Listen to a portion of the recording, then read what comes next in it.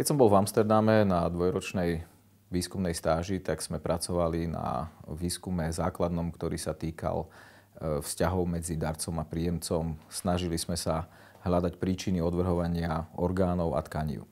Zároveň sme sa tam dostali aj k výskumu pupočníkovej krvi, bola to veľmi nová téma a robili sme nejaký výskum aj s pupočníkovou krvou. Po návrate na Slovensko som zistil, že tu robiť základný výskum bude veľmi obťažné a chcel som robiť niečo, čo by mohlo byť užitočné a zaujímavé a nové. Tak som sa rozhodol založiť verejnú banku pupočníkovej krvi. To sme aj urobili a v 97. vlastne vznikla verejná banka pupočníkovej krvi slovenská, alebo darcovská banka pupočníkovej krvi na Slovensku a boli sme v tom čase 5. na svete. Takže to sa nám podarilo. Bolo to jednoduchšie, ako robiť základný výskum. Podarilo sa nám získať sponzorov, podarilo sa nám získať aj nejaké granty z Európskej únie. No a v 99. sme otvorili laboratórium, v ktorom sa pupočníková krv mohla spracovávať. V 99. už fungovala banka pupočníkovej krvi, darcovská, kde teda darca daruje pupočníkovú krv. Táto pupočníková krv sa spracuje a je potom k dispozícii pre každého, kto by ju potreboval, kdekoľvek na svete. Tam je strašne dôležité, aby darca a príjemca boli kompatibilní a je veľmi ťažké dosiahnuť túto kompatibilitu.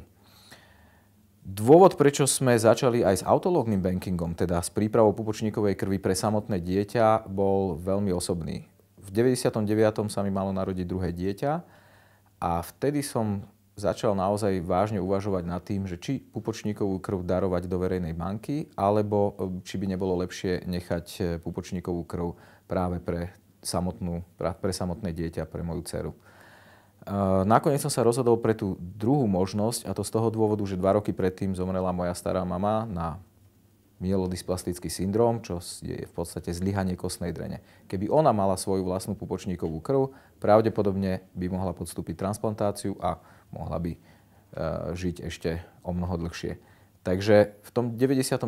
roku, práve keď sa mi mala narodiť dcéra, som sa nakoniec rozhodol, že pupočníková krv bude odložená pre ňu. Nepodaril sa odber, takže dcéra pupočníkovú krv nemá. Podarilo sa to až pri ďalších mojich deťoch, ale to bol ten dôvod, keď som začal vážne uvažovať, že začneme poskytovať túto službu popri tom, čo robíme darcovskú banku pupočníkovej krvi, čo nie je bežné vo svete. My sme v podstate takáto zmiešaná banka, boli sme veľmi dlho jediná v Európe, a okrem nás existuje vlastne len jedna takáto veľká zmiešaná banka v Spojených štátoch amerických. Ostatné banky sa buď venujú darcovskej banke, alebo sú to buď darcovské banky, alebo sú to banky rodinné, kde je pupočníková krv odložená pre členov rodiny, respektíve pre samotné dieťa.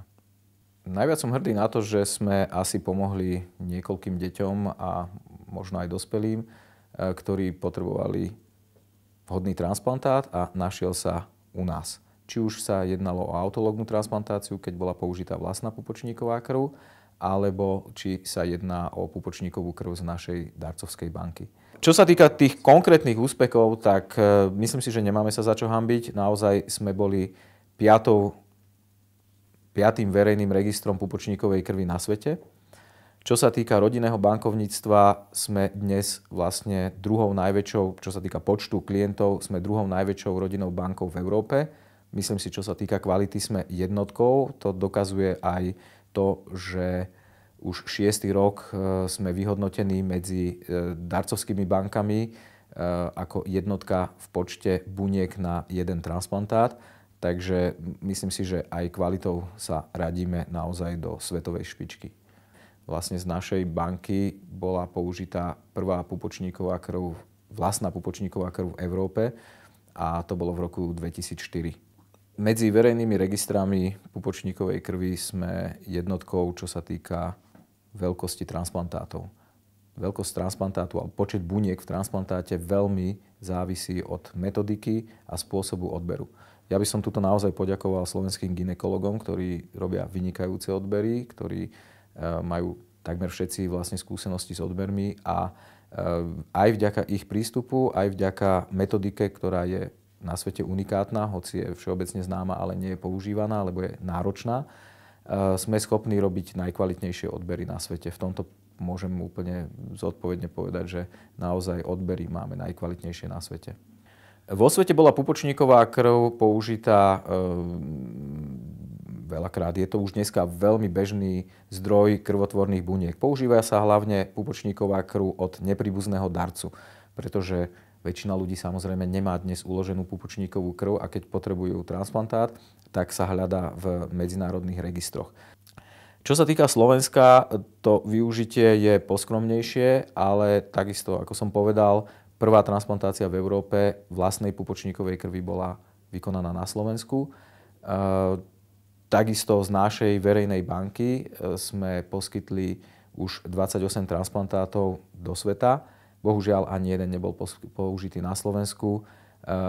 Súvisí to s tým, že na Slovensku žiadna pupočníková krv od inej osoby, od cudzej osoby použitá nebola. Boli okrem toho vykonané ešte transplantácie súrodenecké, tých bolo vykonaných 5 a tých autológnych bolo pre slovenských pacientov boli vykonané 4-krát, z toho ale teda iba tá prvá bola na Slovensku, ďalšie 3 boli vykonané v zahraničí, 1 v Nemecku, 2 v Spojených štátoch amerických. Placenta, ako sa ukázalo, ako potvrdili 2 dámy z Kalifornie, zo San Francisca, obsahuje podobné krvotvorné bunky, alebo rovnaké krvotvorné bunky ako pupočníková krv. Keďže krvotvorných buniek je vždy málo a na transplantáciu je potrebný čo najväčší počet, bolo by naozaj výhodné, keby pacient mal k dispozícii aj krvotvorné bunky, ktoré sa nachádzajú v placente, nie len v pupočníkovej krvi. Takže zahájili sme vlastne výskum a implementáciu metodík, ktoré by mohli vlastne alebo umožnili spracovať tieto krv a uschovať krvotvorné bunky, ktoré sa nachádzajú v placente. To sa nám podarilo momentálne, musím povedať, teraz u môjho posledného dieťaťa sa odber podaril nielen pupočníkovej krvi, ale aj placenty. Takže dnes už je táto metodika k dispozícii. Radi by sme používali túto metodiku hlavne v programe súrodeneckých indikovaných odberov, kde sa robia odbery v prípadoch, keď je dieťa choré a má sa narodiť jeho súrodenec, kde je teda vysoká pravdepodobnosť, že pupočníková krv bude potrebná. Tieto odbery robíme bezplatne už niekoľko rokov na Slovensku, v Čechách aj v Rumúnsku. Teraz by sme chceli, aby sa pri týchto odberoch robil aj odber placenty a v prípade, že bude potrebná transplantácia, budú k dispozícii krvotvorné bunky nielen z pupočníkovej krvi, ale aj z placenty. Samozrejme, naši klienti si potenciálne môžu tento odber tiež objednať. Transplantácia krvotvorných buniek sa používa už 50 rokov a naozaj okrem toho, že sme dneska schopní lepšie vyhľadať darcu a príjemcu, sa v zásade nič veľmi nezmenilo. Bohužiaľ, pre vývoj by bolo naozaj lepšie, keby sa metodiky liečby zlepšovali. Takže krvotvorné bunky budú potrebné.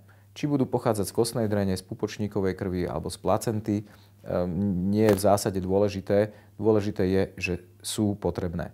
Samozrejme, pupočníková krv je veľmi jednoduchý, bezbolestný zdroj krvotvorných buniek. Takže pokiaľ niekto má uchované bunky z pupočníkovej krvi, má určitú výhodu, že nie je potrebné robiť odber kostnej drene, prípadne hľadať nejaký cudzí zdroj krvotvorných buniek. Čo sa týka využitia pupočníkovej krvi v súčasnosti, mohli by sme si povedať asi aj nejaké čísla.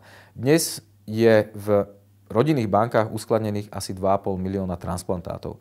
Z týchto 2,5 milióna transplantátov približne 1000 bolo použitých, čo je relatívne vysoké číslo. Keď by ste si to prepočítali na počet všetkých obyvateľov Zeme, tých transplantácií by bolo naozaj obrovské množstvo, keby každý mal pupočníkovú krv. Samozrejme, môžeme sa na to dívať aj z toho pohľadu, že to je malé číslo, že z 2,5 milióna by ich mohlo byť použitých viac. Je to otázka pohľadu.